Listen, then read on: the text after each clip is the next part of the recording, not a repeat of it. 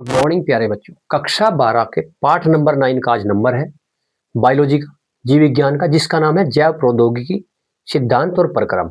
Very important chapter है और exam में इसके वो टॉप 10 क्वेश्चन जो वेरी इंपॉर्टेंट है एग्जाम के लिए वो देखते हैं। फर्स्ट क्वेश्चन है, बायो रिएक्टर किसे कहते हैं? बायो रिएक्टर पर टिप्पणी लिखिए।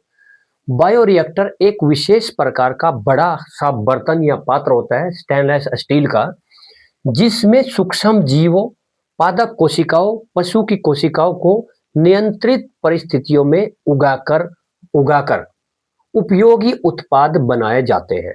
ठीक है, और यह स्टेनलेस स्टील का बना होता है और इसमें तापक्रम व पीएच नियंत्रण प्रणाली होती है। इसका उपयोग क्या होता है?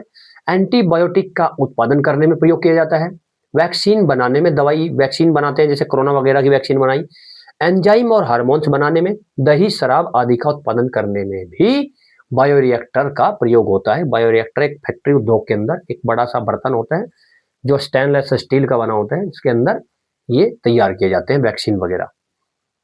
पीसीआर क्या है समझाइए। पीसीआर का अर्थ पॉलीमरेज चेन रिएक्शन है या पॉलीमरेज श्रृंखला अभिक्रिया है।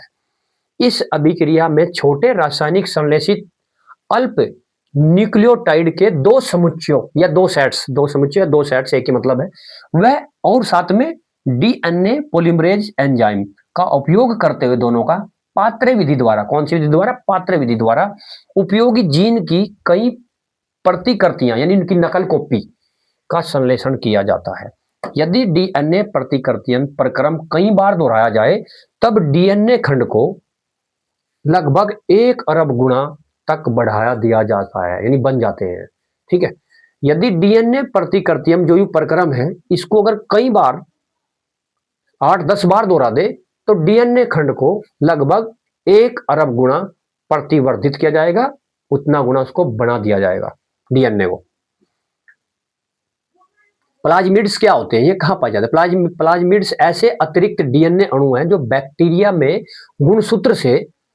गुणसूत्र से अलग पाए जाते हैं, बैक्टीरिया के अंदर गुणसूत्र से भी अलग पाए जाते हैं और स्वतंत्र रूप से अपनी संख्या बढ़ा सकते हैं।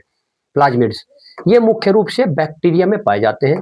इंपॉर्टेंट क्वेश्चन है, कहाँ पाए जाते हैं? बैक्टीरिया में, और अन्य सूक्ष्म जीवों में भी पाए जाते हैं। इनका उपयोग जीन क्लोनिंग बनाने में यानी बायोटेक्नोलॉजी में वाहक के रूप में और इंसुलिन वैक्सीन आदि बनाने में। पुनर्योगज डीएनए तकनीक पर टिप्पणी लिखिए। Important question. पुनर्योगज डीएनए तकनीक वह प्रक्रिया जिसमें दो अलग अलग स्रोतों के डीएनए को जोड़कर, दो अलग अलग स्रोत के दो अलग अलग जगह से लिए हुए, ठीक है, डीएनए को जोड़कर नया डीएनए अणु बनाया जाता है, जिसे पुनर्योगज कहते हैं। पुनर्योगज डीएनए कहते हैं। पुनर्योगज डीएनए तकनीक वह विधि है जिसके द्वारा किसी जीव के ऐच्छिक जीन को निकालकर, यानी किसी जीव के अंदर कोई डीएनए खराब हो गए तो उन खराब डीएनए को निकालकर किसी दूसरे जीव को सही डीएनए को वहां पर स्थापित कर देना ही ये कहलाता है। इसका ये मत कहना है, जीन को निकालकर दूसरे जीव के डीएनए में जोड़ दिया जाना ताकि उसमें नया और उपयोगी गुण उत्पन्न हो सके।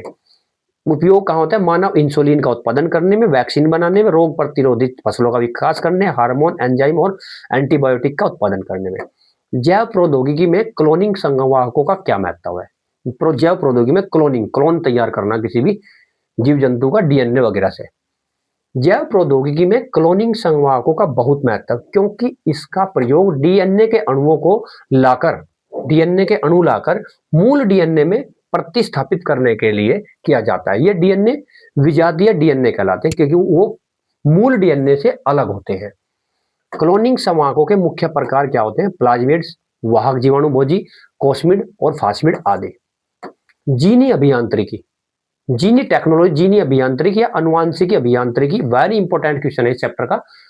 से क्या समझते हैं? वह तकनीक जिसमें किसी जीव के डीएनए या जीन को काटकर, देखो किसी जीव जंतु के, इंसान के अंदर कहीं पर डीएनए या जीन्स गलत हो गए हैं, डिफेक्टेड हो गए हैं, तो उनको हटाकर, उनको काटकर सही वाले डीएनए वहां पर स्थापित करना, ये क्या कहलाता है? ये जीनी अभियांत्रिकी कहलाता है। वह तकनीक जिसमें किसी जीव के डीएनए या जीन को काटकर या जोड़कर या बदलकर ऐच्छिक गुण वाले, यानी जो हम चाहते हैं वो गुण वाले उत्पन्न किए जाते हैं, तो जीन अभियांत्रिकी वह प्रक्रिया है जिसमें डीएनए के, ये भी डेफिनेशन ही है, दोनों में से कोई सा आप लिख रहे हैं, इनमें डीएनए के विशिष्ट खंड यानी जीन को एक जीव से निकालकर दूसरे जीव में स्थानांतरित किया जाता है या उसमें परिवर्तन किया जाता है ताकि उपयोगी गुण प्राप्त किए जा सके। मुख्य बिंदु नंबर 1, इसमें डीएनए का काटना और जोड़ना शामिल होता है नंबर 1 में। नंबर 2, इसके लिए प्रतिबंधन एंजाइम और लिगेज का उपयोग किया जाता है। नए डीएनए को वाहक जैसे प्लाज्मिड की सहायता से दूसरे जीव में डाला जाता है। इसका उपयोग कहाँ कहाँ आजकल किया जा रहा है? इंसुलिन बनाने में, वैक्सीन बनाने में, रोग प्रतिरोधी फसलें तैयार करने में और जीन थेरेपी में। जीन देखो, जीन अभियांत्रिकी का मानव हित में उपयोग क्या है? एक वेरी इंपॉर्टेंट क्वेश्चन है भी। जीन अभियांत्रिकी के द्वारा मानव जीवन के विभिन्न क्षेत्रों में अनेक लाभ प्राप्त हो रहे हैं। इसके मुख्य प्रमुख उपयोग क्या है? नंबर 1, चिकित्सा में कहाँ कहाँ जीन अभियांत्रिका का उपयोग? जी चिकित्सा क्षेत्र में, डॉक्टरी के मेडिकल क्षेत्र में क्या है? मानव इंसुलिन का उत्पादन किया जाता है, यानी शुगर की बीमारी के उपचार के लिए, वैक्सीन का निर्माण करने के लिए, जैसे कि हेपेटाइटिस बी वैक्सीन तैयार की जा रही है।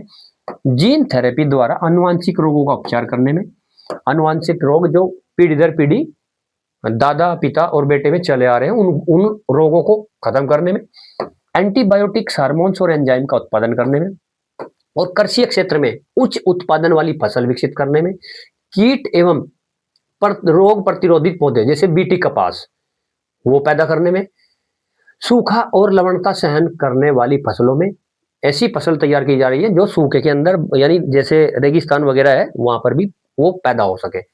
पौधों की पोषण गुणवत्ता बढ़ाने में, जैसे गोल्डन राइस है ना, वो किस्म तैयार की हुई है। पशुपालन में अधिक दूध, मांस, अंडे देने वाले पशुओं का विकास करने में, रोग प्रतिरोधी पशु तैयार करने में ताकि इनको बीमारी कम हो। औद्योगिक क्षेत्र में एंजाइम, विटामिन, अन्य उपयोगी जैव उत्पादों का निर्माण, और किण्वन उद्योगों में भी पर्यावरण संरक्षण में, जैव उपचार द्वारा प्रदूषण हटाने में, प्रदूषण को कम करने में जीन अभियांत्रिकी का प्रयोग किया जा रहा है। तेल रिसावों में और विषैले पदार्थों को नष्ट करने वाले सूक्ष्म जीव विकसित किए जाते हैं। जब कहीं पर तेल का, समुद्र के अंदर तेल का जहाज से बहुत सारा तेल पानी के ऊपर फैल जाता है, तो वहां पर क्या होता है? सूक्ष्म छोटे छोटे जीव जंतु जीनी अभियांत्रिकी तकनीकी से डाल दिए जाते हैं, जो उस तेल को खत्म कर देते हैं, समाप्त कर देते हैं, ताकि नीचे जो पानी के नीचे मछली या दूसरे जीव जंतु हैं, जलीय जंतु, वो बिना रुकावट के ऑक्सीजन ग्रहण कर सके पानी के अंदर से। प्रतिबंधन एंजाइम और डीएनए को समझाइए। प्रतिबंधन एंजाइम किसे कहते हैं? वे ये विशेष प्रकार के एंजाइम होते हैं जो डीएनए को विशिष्ट स्थानों पर काटते हैं। जी, वे विशेष प्रकार के एंजाइम जो डीएनए को कहीं से काट देते हैं, तो प्रतिबंधन एंजाइम कहलाते हैं। इन्हें मोलिक्यूलर कैंची भी कहा जाता है। इंपॉर्टेंट क्वेश्चन है कि मोलिक्यूलर कैंची किसे कहा जाता है? प्रतिबंधन एंजाइम को। ये बैक्टीरिया से प्राप्त होते हैं और जीन अभियांत्रिकी में उपयोग किए जाते हैं। इनका उपयोग इच्छित जीन को काटने, अलग करने में किया जाता है। जो जीन हम काटना चाहते हैं, इच्छित जीन बोलते हैं जिस जीन को काटना चाहते हैं। उदाहरण इको आर आई। डीएनए का पूरा नाम क्या है? डीऑक्सी राइबोज न्यूक्लिक अम्ल होता है, आपको पता है।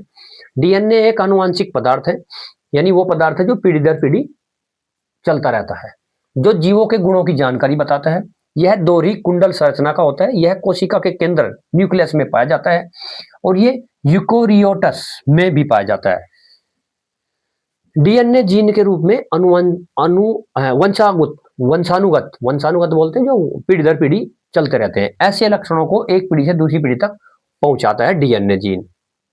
अनुवांशिकी अभियांत्रिकी में उपयोगी किन्हीं दो एंजाइमों के नाम बताइए। नंबर 1, प्रतिबंधन एंडोन्यूक्लियेज एंजाइम, जिसे आणविक कैंची भी कहते हैं, अभी बताया था। यह डीएनए के भीतर विशिष्ट स्थलों पर ही डीएनए को काट देता है। और भैया एक है आपका डीएनए लाइगेजिज, दो बताने हैं ना, दो एंजाइम। दूसरा है डीएनए लाइगेजिज। यह एंजाइम डीएनए के खुले सिरे को जोड़ता है। डीएनए के खंडों को आपस में किस एंजाइम से जोड़ा जाता है? लाइगेज से। ये है, ठीक है। अगर आपको जानकारी अच्छी लगी, क्लास अच्छी लगी, ये चैप्टर आपने दूसरे चैप्टर नहीं देखे तो कृपया उन चैप्टर को देखिए और चैनल को सब्सक्राइब कीजिए। थैंक यू, जय।